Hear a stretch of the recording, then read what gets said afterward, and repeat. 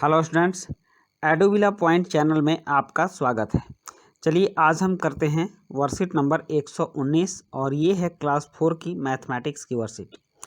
आज के वर्कशीट में हमें बांटना सीखना है, डिवाइड सीखना है और भाग लगाना, किसी वस्तु का भाग लगाना सीखना है।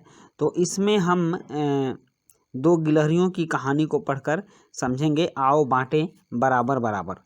तो बहुत इंटरेस्टिंग कहानी है और आपको ये मैथ सीखने में भी अच्छा लगेगा, क्योंकि यहाँ दो गिलहरियों के माध्यम से आपको यह मैथ सिखाया जा रहा है। वर्कशीट आपकी अच्छी है, आप ध्यान से सुनिएगा। नैना और छुटकी दो गिलहरियाँ थीं। ये जो गिलहरी हैं तो एक नैना है और एक छुटकी है। दोनों बहनें थीं। दोनों को चॉकलेट बहुत पसंद थी।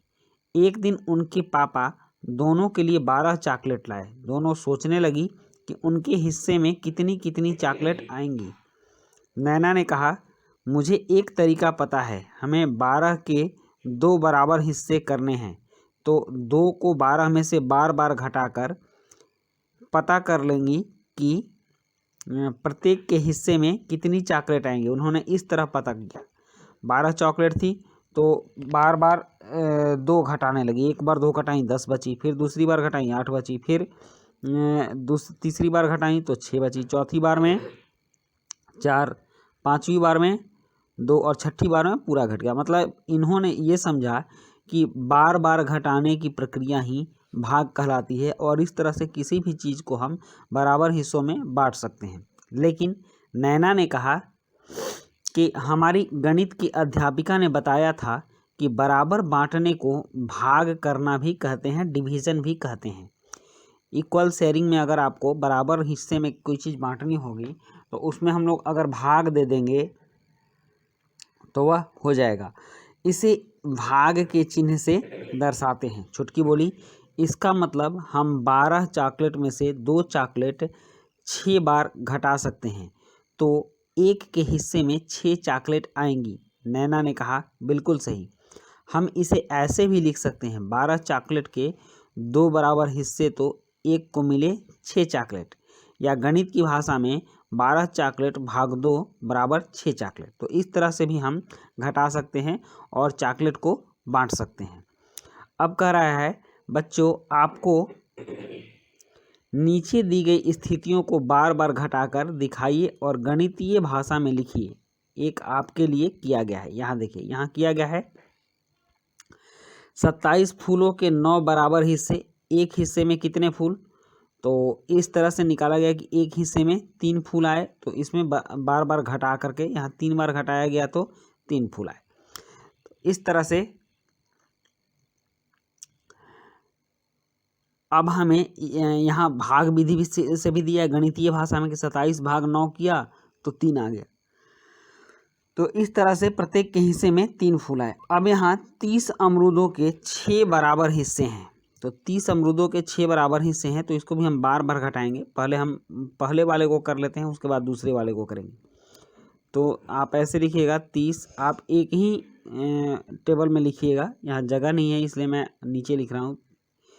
30 घटाओ 6, ये हो गया 24। उसके बाद फिर करेंगे 24 माइनस 6, ये हो जाएगा 18। फिर करेंगे 18 माइनस 6 हो जाएगा 12। फिर करेंगे 12 माइनस 6 बचेगा 6।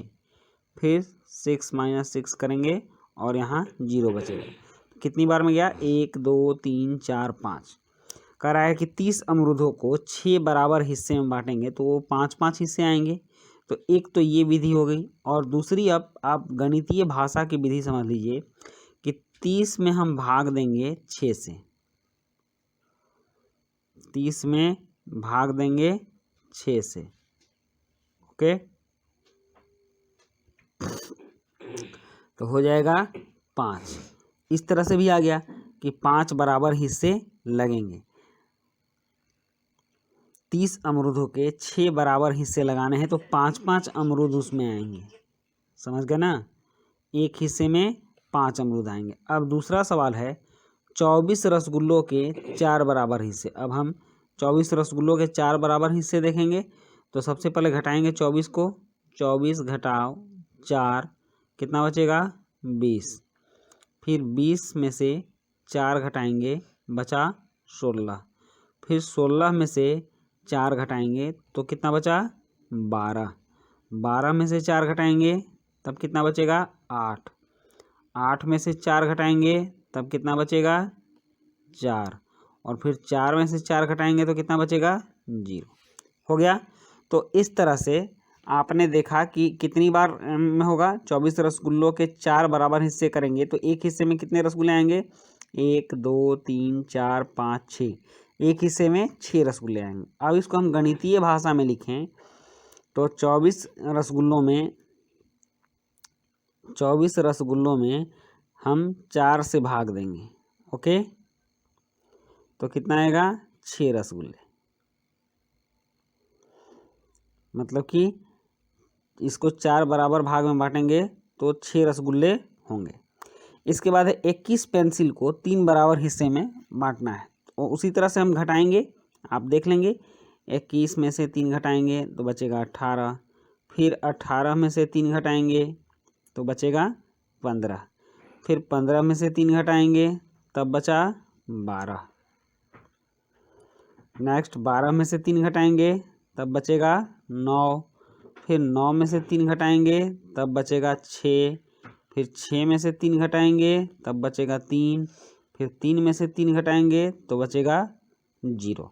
तो इस तरह से 21 पेंसिलों के 3 बराबर हिस्से करेंगे तो एक हिस्से में कितनी पेंसिल आएगी, तो इसको आप गिन लीजिए। जितनी प्रक्रिया हुई है उतनी पेंसिल आएगी। तो ये हुई है 1 2 3 4 5 6 7, 7 बार हुई है तो कुल 7 पेंसिल आएंगी। इसी तरह से गणितीय भाषा में आप देखिए 21 में आप 3 से भाग दे दीजिए तो ये 7 बार में जाएगा। तो ऐसे भी पता चल गया कि हमें 7 पेंसिलें आएंगी। तो इस तरह से आपने देख लिया कि भाग कैसे करते हैं। बार बार घटाने की प्रक्रिया को भी भाग कहते हैं और फिर भाग का चिन्ह देकर अगर हम घटा दें तो उसको भी भाग कहते हैं। अब अभिभावकों के लिए सुझाव है कि बच्चों को पशु पक्षियों से संबंधित कहानियाँ सुनाएं, जैसे पंचतंत्र की कहानियाँ आदि। तो बच्चों ये थी आपकी वर्कशीट और आपने इस वर्कशीट में भाग को सीखा, बार बार घटाने की विधि को सीखा, हिस्सा लगाना सीखा। इसके साथ ही आपकी ये वर्कशीट समाप्त होती है। मिलते हैं नेक्स्ट वर्कशीट में। Thank you.